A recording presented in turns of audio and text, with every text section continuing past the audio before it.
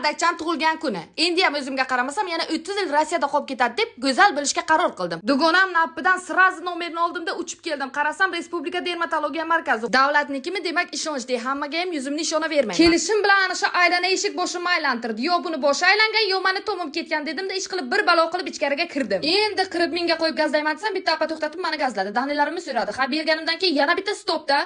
Bular muncha stop dedimda keyin dalshi ketdi. Nihoyat opa marg'ubani eshiklarini topdim. Endi kiraman deb ne ko'z bilan qaramay ichkarida yo'qlar. Keyin bittasidan so'radim. "Ye, opa marg'ubayu meni kelishimni eshitib bo'shab ketdilarmi?" desam, "Yo'q, ular tepada lavozimlari ko'tarilgan" dedi. "Ye, opa ham ko'tarildilar-da" dedi. Shu joyda hayotimda birinchi marta adashmaganimni tan oldim. Odam shunaqa ko'pki bellarini tamom bo'ldi. Ha mayli, go'zallik qurbonlik talab qiladi. Qarasam bittasi bez uchratib turibdi. Qochay deb shartajni yoqdim-da apani oldiga kirdim. Qarasam apa oq ko'ngil ochiqqina peshonasidan nur yog'iladi. Bunaqa yaltiragan yuz bilan svet echganda chiroq yo'lida foydalanish mumkin. Life hack. Yoshligimda algebra o'qituvchimni shunaqa lupalik achkisi bo'laydi esimga tushib ketdi. Nima balo, butun Toshkent changi sizni yuzga yopishdimi dedilar. Bu yuzni srochni tozalamasak chegara davlatlarga ham o'tish xavfi bor deb yuzimni tozalashga tushdilar. Nomini bilmadim-u 2-3 xil narsa bilan zakon uborka qildilar. Apani ketgandan foydalanib ishlatadigan narsalarni ko'zdan kechirdim. Bunaqa kremlarni oldiga jahon standarti hijolat.